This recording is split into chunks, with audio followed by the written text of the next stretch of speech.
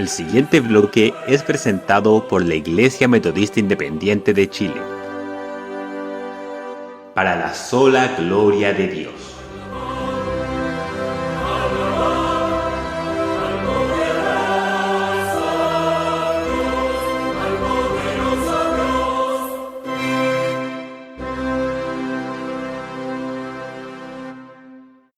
Caminando por la carta a los Gálatas en estas visiones de la cruz de Cristo, llegamos hoy a la número 5, que es la cruz, lugar de redención y de adopción. Abrimos el texto bíblico, Gálatas capítulo 4, y leemos los versículos 4 y 5. Dice así: pero cuando vino el cumplimiento del tiempo, Dios envió a su Hijo, nacido de mujer y nacido bajo la ley, para que redimiese a los que estaban bajo la ley, a fin de que recibiésemos la adopción de hijos. La cruz de Cristo es el lugar donde Dios resuelve el problema mediante un ejercicio de redención. Y la cruz de Cristo es el lugar donde Dios abre un camino para una nueva posición del creyente, como hijos adoptados por el Padre en su Hijo unigénito. Veo tres cosas en el versículo. En primer lugar, la redención. Cuando vino el cumplimiento del tiempo, Dios envió a su Hijo, nacido de mujer, nacido bajo la ley, para que redimiese. El propósito era redimir. En segundo lugar está la adopción, la consecuencia de la redención, para que recibiésemos la adopción de hijos. En tercer lugar está la bendición, una nueva posición en Dios mediante la obra de la cruz de Jesucristo. Primeramente, redención. La redención en el texto está vinculada con soberanía. Nota el versículo. Pero cuando vino el cumplimiento del tiempo. La soberanía de Dios estableció el tiempo para ejecutar la operación de redención. En la eternidad, Dios establece lo que se llama técnicamente el plan de redención o el plan de salvación, y ahí Dios respondió a tres importantes preguntas. ¿Quién lo haría? El Hijo de Dios. ¿Cómo lo haría? Mediante el pago de un precio. ¿Cuándo lo haría? Cuando llega el cumplimiento del tiempo. Por tanto, redención está vinculada con soberanía. Dios salva porque es soberano. Dios redime porque es soberano. La salvación no obedece al acudir de Dios a una necesidad del hombre, sino la expresión voluntaria de su amor, que en una dimensión sobrehumana y antinatural ama a los que son sus enemigos, salva a los perdidos y favorece a aquellos que le tienen a él como enemigo a causa de sus pecados. Es bueno recordar el concepto bíblico de soberanía. Soberano equivale a jefe supremo y soberanía es la perfección divina por la cual Dios, siendo el ser supremo, tiene autoridad ilimitada, absoluta sobre seres y sobre toda la creación y hace cuanto Él quiere conforme a lo que determina. La Biblia enseña la soberanía de Dios. En muchos lugares de la Biblia se habla del soberano Dios, del soberano Señor. Y en la carta primera del apóstol Pablo a Timoteo, capítulo 6, versículo 15, hay una interesantísima expresión vinculada a la soberanía de Dios.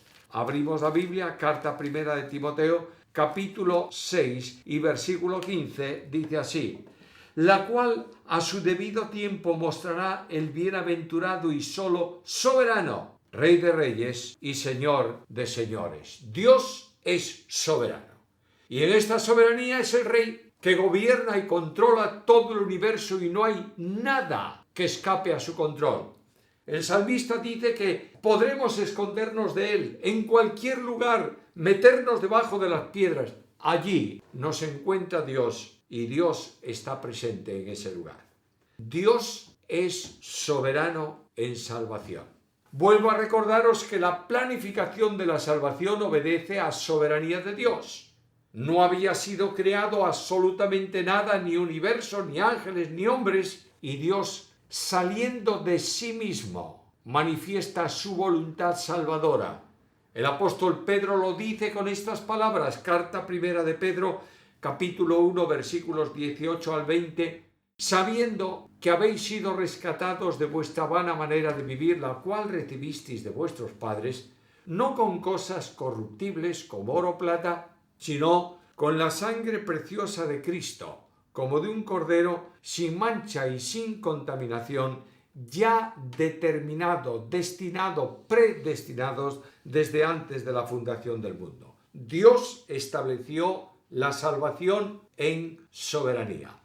Dios ejecutó la salvación a causa de su soberanía. Y Pablo lo menciona con toda claridad en este versículo de la carta a los Gálatas 4:4, cuando vino el cumplimiento del tiempo. La ejecución del plan de salvación no obedece a la casualidad histórica, ni a la situación del mundo, favorable o menos favorable. Obedece a que Dios determinó en soberanía el tiempo en que su Hijo había de dar su vida en precio por nuestros pecados. La cruz obedece al propósito de Dios. Os invito a unos versículos de la carta a los Efesios, capítulo 1, versículos 3 al 6. Bendito sea el Dios y Padre de nuestro Señor Jesucristo, que nos bendijo con toda bendición espiritual en los lugares celestiales en Cristo, según nos escogió en Él, antes de la fundación del mundo, para que fuésemos santos y sin mancha delante de Él, en amor, habiéndonos predestinado para ser adoptados hijos suyos por medio de Jesucristo, según el puro afecto de su voluntad. Dios lo hizo en soberanía. Dios actuó en soberanía conforme al propósito de su voluntad. Y la cruz obedece al propósito de Dios. La cruz no fue un accidente histórico, como dicen los liberales, que ocurre en la vida de un hombre bueno que es Jesús. La cruz está determinada por Dios. Y Pedro en capítulo 2 de Hechos, versículo 23, dice que ocurre por determinado consejo y anticipado conocimiento de Dios. Cristo fue preso porque Dios lo había determinado. Cristo fue muerto porque se cumple el propósito anticipado de Dios. Y el cumplimiento de la profecía que anunciaba la muerte de Cristo tiene lugar porque Dios en soberanía lo ha determinado. Me voy a la profecía de Isaías, capítulo 53 y versículo 10, y dice que a pesar de la perfección del Hijo de Dios, con todo Dios quiso quebrantarlo, sujetándolo a padecimiento. No hay duda alguna que la soberanía de Dios se ha manifestado en la obra redentora efectuada por Jesucristo. Viene el hecho de la salvación aplicada, es decir, la cruz tiene lugar y la cruz realiza, ejecuta el plan de redención. Cristo puede redimir al pecador, Dios puede salvar al más perdido de los hombres, porque se ha cumplido las demandas de la justicia de Dios. Pero hay necesidad de una acción capacitadora para que el hombre pueda venir voluntariamente a Dios. Todos sabemos, la Biblia nos enseña que el hombre por voluntad propia nunca acudirá a Dios, que todos nosotros nos hemos descarriado como ovejas, cada cual se apartó por su camino, que a consecuencia de la herencia que recibimos de nuestros primeros padres, desobedecemos porque somos desobedientes. Y de pronto la invitación del Evangelio a salvación, el Dios de la Biblia que llama a todos los hombres a salvación para que acudan al Salvador, presenta la imposibilidad del hombre para hacerlo. Porque siendo por naturaleza desobedientes, ¿cómo vamos a obedecer? Pero yo voy a la carta del apóstol Pedro, capítulo 1, versículo 2, y dice que hemos sido elegidos por Dios y hemos sido santificados por el Espíritu para obedecer, literalmente para obediencia. Dios capacita al que no puede obedecer para que en una acción sobrenatural obedezca al llamado de Dios. Quiero recordarte que el Evangelio no es una invitación que Dios hace al hombre, sino un mandamiento que Dios establece. El apóstol Pablo predica por primera vez el Evangelio en Atenas. Muchos no habían oído nunca un mensaje del Evangelio. Y Pablo termina la exposición y dice: Dios manda ahora a todo hombre en todo lugar que se arrepienta. ¿Notáis que no está diciendo con lamentos y gemidos de parte de Dios: venid por favor a mi encuentro personal? Dios manda. Y el hombre incapaz de obedecer porque es desobediente recibe la capacitación del Espíritu para que cambie de situación y, obedeciendo, crea en el Señor Jesucristo y lo acepte por medio de la fe. El pecado produce un estado de maldición en el hombre. Hemos considerado esto cuando la Biblia dice: maldito el que es colgado en un madero. Y a esta situación irresoluble para el hombre acude Dios, por Cristo y en Cristo, para salvación. Dice Pablo que la salvación tuvo lugar porque Dios envió a su Hijo. El término griego que se traduce ahí por enviar, Dios envió a su Hijo, está correctamente traducido, es un verbo muy intenso. Podríamos traducirlo por despedir para hacer algo. Dios despidió a su Hijo para que hiciese la obra de redención. El envío del Hijo de Dios al mundo ocurre en cumplimiento del plan soberano de redención y del compromiso que la segunda persona de la deidad hizo en el plan de redención. Ahora notad algo. Dice que Dios envió a su Hijo al mundo y añade: nacido de mujer. Lo más sorprendente de la obra de redención es que alguien tiene que morir por el pecado de los pecadores. En su condición divina, Dios no muere ni puede morir. Por tanto, el Dios de la Biblia habilita un medio para realizar la entrega voluntaria de su vida a la muerte, para que los muertos espirituales podamos tener vida. Y esto es la acción del Hijo de Dios. El pasaje central de la humillación de Jesucristo lo encuentras en Filipenses capítulo 2, versículos 6 al 8, donde dice que el Hijo de Dios, existiendo en forma de Dios, no estimó el ser igual a Dios como cosa a que aferrarse, algo a que sujetarse, derechos a que acudir, sino que se despojó a sí mismo, tomando forma de siervo, hecho semejante a los hombres, y estando en la condición de hombre se humilló a sí mismo, haciéndose obediente hasta la muerte y muerte de cruz. Nota el misterio de la piedad, la enorme dimensión de la gracia de Dios. Dios mismo, en la segunda persona de la deidad, se hace hombre. Cristo nace siendo concebido en el seno de María por obra del Espíritu Santo. Es una concepción virginal. De María toma el verbo de Dios todos los elementos propios para la naturaleza humana del hombre. Hay por ahí una herejía histórica que dice que María fue simplemente la portadora del embrión que Dios colocó ahí para que, gestado en ella, alumbrase al verbo de Dios. No es bíblico, no es verdad.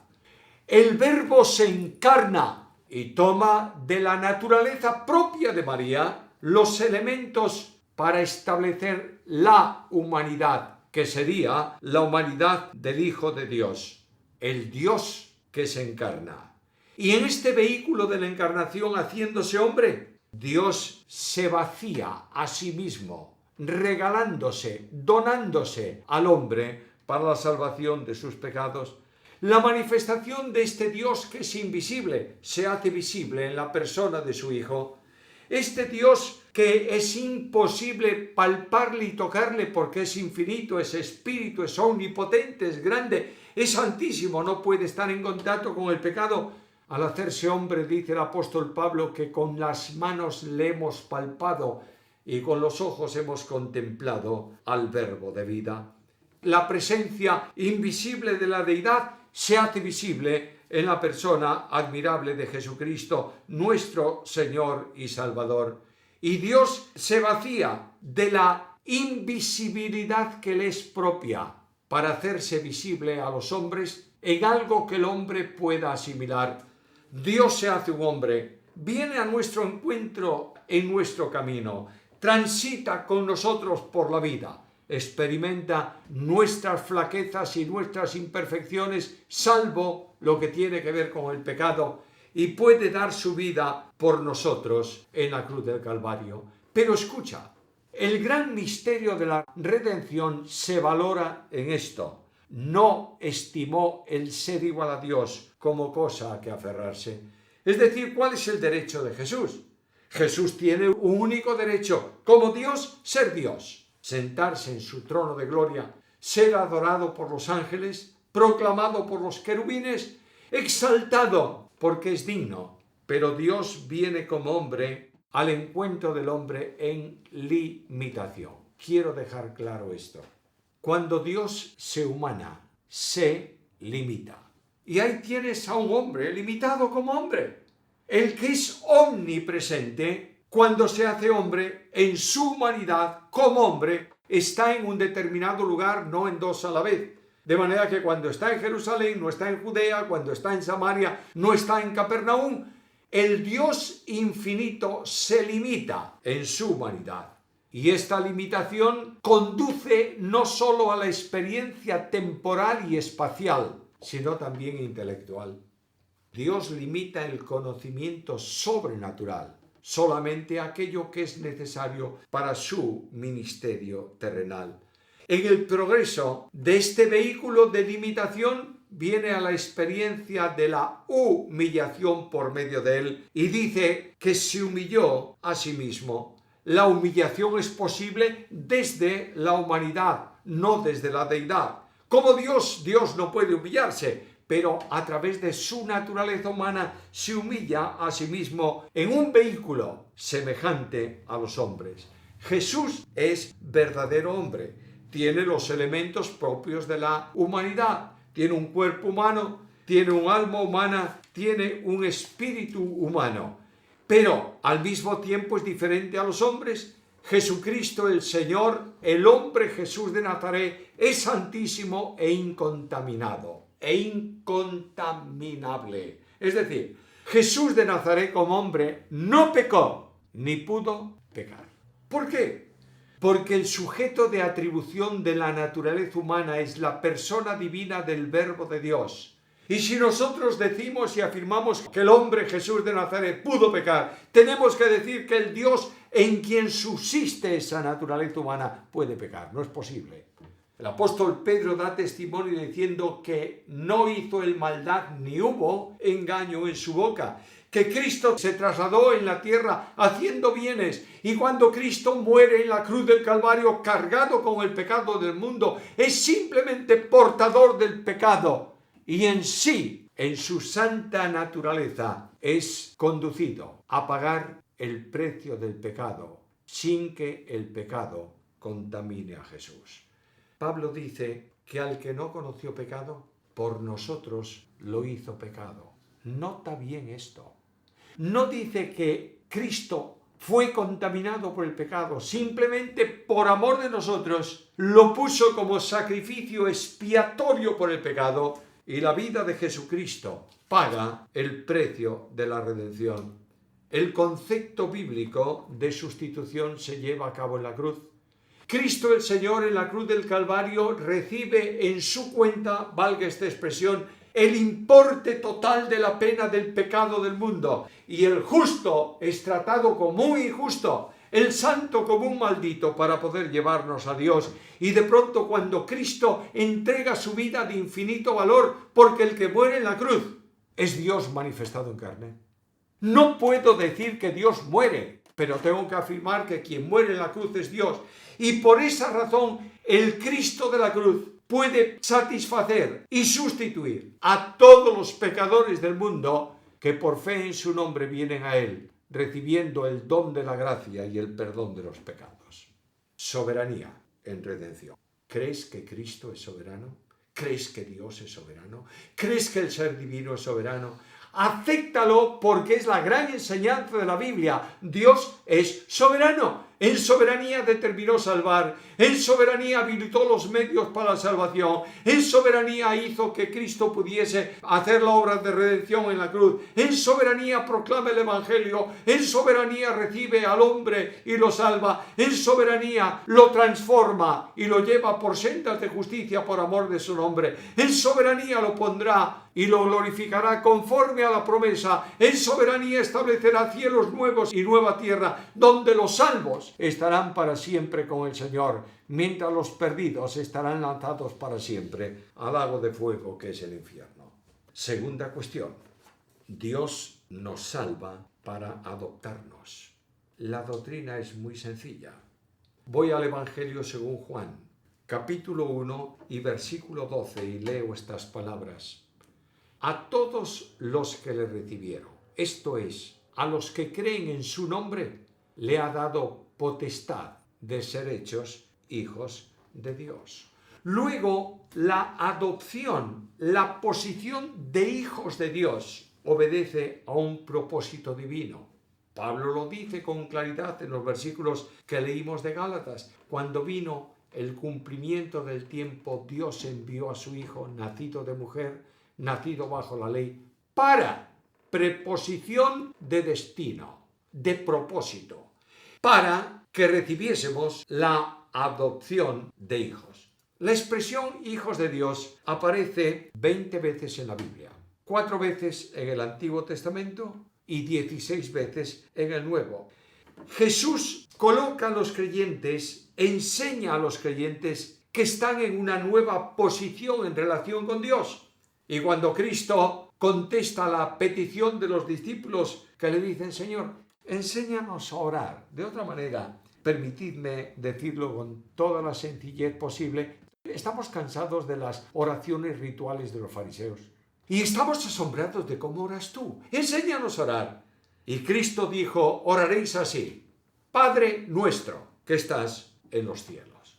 Ahora bien, qué bendición decimos, hijos de Dios, qué fantástica posición. Qué destino tan extraordinario tenemos los que hemos creído en Jesucristo.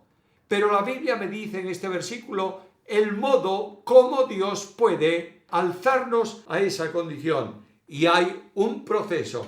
Primeramente, redimir, pagar el precio por nuestros pecados, cancelar la deuda que teníamos con la justicia de Dios y después adoptar. El precio de redención es claro. Cristo vino para pagar ese precio. Cristo vino para comprarnos. El apóstol Pablo nos dice que nos ha comprado, hemos sido comprados por precio. Y el precio es la sangre preciosa de Cristo. Y de pronto, porque ha pagado el precio y ya puede mantener comunión con el pecador, santificado y salvo por gracia, Dios nos recibe como miembros de su casa y familia, no simplemente por adopción individual, sino por posición en Cristo. Cristo es el unigénito del Padre y cada una de las personas que cree en Cristo es colocada en Él. No solamente Cristo es puesto en la persona, sino que la persona es puesta en Cristo para la formación de un cuerpo cuya cabeza es el Señor. Y en esta posición Dios nos adopta en Cristo y alcanzamos esa condición de hijos por medio de la adopción. Introducidos en la casa y familia de Dios. Me voy a la carta a los Efesios, capítulo 2, versículo 19, y me dice que nosotros somos miembros de la familia de Dios, o de la casa de Dios, como traduce alguna versión. Es decir, nosotros hemos pasado a ser directamente hijos del Padre, vinculados a Él por la obra redentora y adoptados en Jesucristo. Y el Espíritu Santo da testimonio de esto. En Romanos 8:16 se dice que el Espíritu dialoga con nuestro espíritu. ¿Tú crees que el Espíritu de Dios habla con tu espíritu personal? No lo dudes. No te va a decir cosas extrañas como algunos piensan. No va a revelar a tu espíritu profecías que no están en la Biblia. No va a contarte leyendas que no están en la Escritura, pero te dice algo continua y permanentemente. Tú eres hijo de Dios. Romanos 8:16, el Espíritu da testimonio a nuestro espíritu de que somos hijos de Dios. Y porque somos hijos de Dios, tenemos acceso al Padre en Jesucristo. La Biblia antes nos presentaba el trono de Dios como un trono de ira a causa del pecado, pero ahora la cuenta de nuestro pecado ha sido extinguida y el trono de ira, que era lógico que yo viese y recibiese la consecuencia como resultado de mi pecado, se ha cambiado en un trono de gracia. Y la Biblia me dice que puedo acceder a ese trono, no solamente porque Dios me santifica en Cristo, sino porque estoy en Cristo y sentado con Él en lugares celestiales. Escucho la exhortación del apóstol, poned la mira en las cosas de arriba. Y digo, ¿y cómo no voy a ver las cosas de arriba si estoy ya sentado arriba con Cristo en los lugares celestiales? Me da una nueva naturaleza. Ser hijo de Dios no significa simplemente llamarle Padre al que está en el cielo, sino expresar visiblemente a ese Padre en el mundo. El apóstol Juan dice en su epístola que como Él es, así nosotros en el mundo, reflejando el carácter del Padre. El carácter del Padre se expresa en relación con los hombres en Jesucristo. Y la Biblia me dice que la vida del Hijo de Dios del Hijo de Dios adoptado de nosotros, es precisamente esta. Para mí, el vivir es Cristo. Esa posición de Hijo de Dios me coloca en una nueva situación. Soy un cuerpo en Cristo. Cada uno de los que han creído han sido vinculados a mí y yo a ellos. Y todos nosotros, unos y otros, vinculados a Cristo, en un admirable reino de libertad. Me dice la Escritura, carta a los Colosenses 1:13, que Dios nos ha quitado del poder, librado del poder de las tinieblas y nos ha trasladado al reino de su amado Hijo. ¿Quieres algo más? No solamente eres hijo, no solamente eres un cuerpo y tienes libertad en Cristo, sino que eres un sacerdote espiritual. Nosotros somos un reino de sacerdotes y gente santa porque estamos vinculados espiritualmente al gran sumo sacerdote del nuevo pacto, que es Jesucristo nuestro Señor. Tenemos, por tanto, una nueva naturaleza, tenemos una nueva posición y tenemos una nueva relación de comunión plena e íntima con Dios.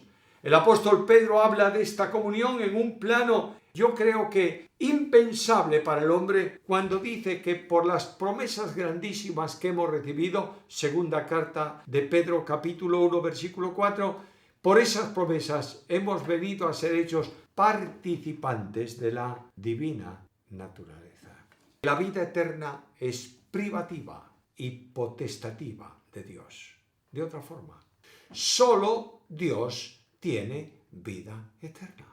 Esta vida eterna es propia, natural de las tres personas divinas. Por tanto, dice Juan, la vida está en el Hijo. Cuando yo creo en Cristo, no quedo cerca del Hijo, sino en el Hijo. Y en contacto con el Hijo, la vida eterna de Dios, que es la vida del Hijo, viene a ser experiencia personal mía. Tengo una nueva relación. Y esto me permite tener en mí la identidad de las señales de un hijo, siendo conducido por el Espíritu Santo y viviendo conforme a la voluntad de Dios.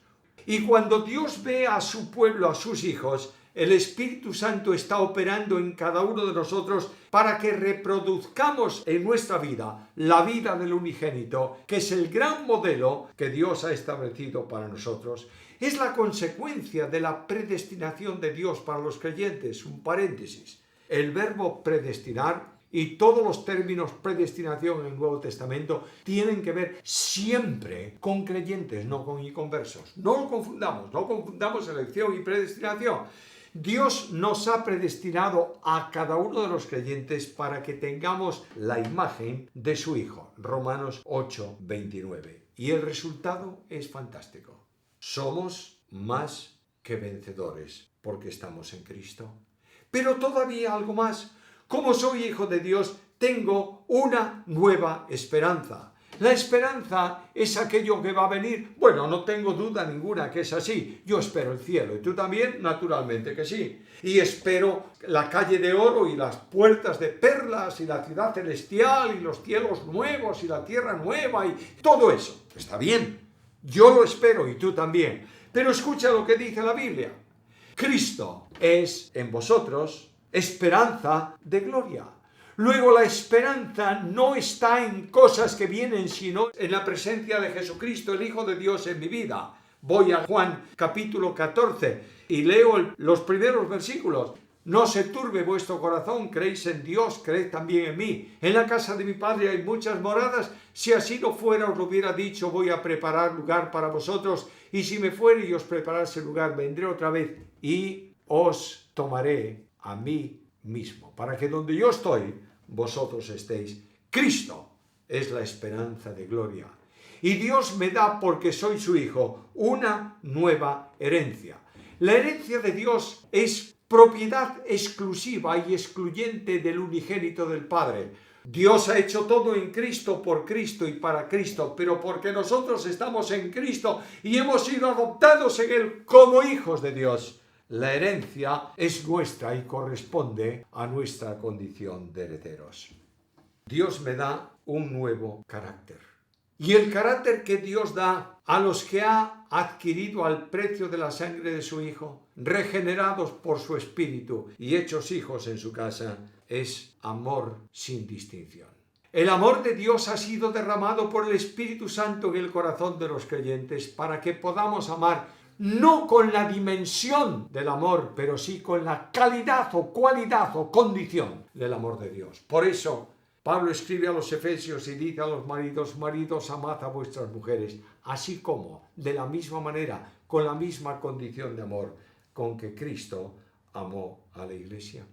Dios da a su pueblo, a sus hijos, un nuevo poder. El poder está en Cristo, pero Cristo está en el creyente está en Cristo. Por tanto, Pablo dice: todo lo puedo en Cristo que me fortalece. Y esa fuente de poder me permite llevar fruto, el fruto que Dios espera de su pueblo y de sus hijos.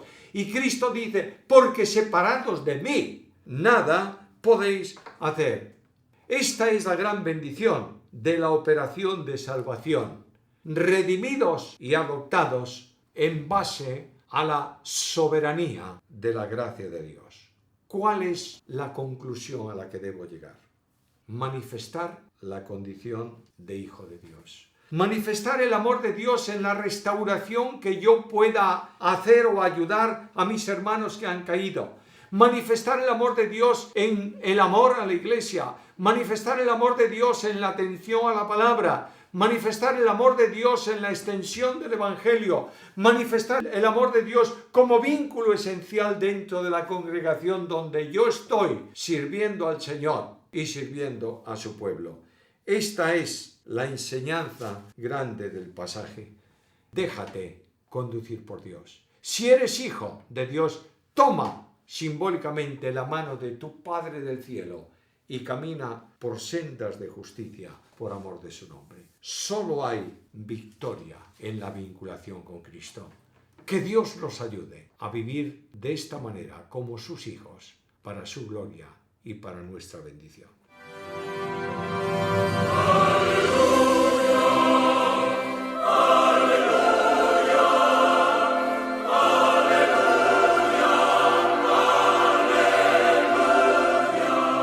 Y aquí concluye nuestro programa de hoy.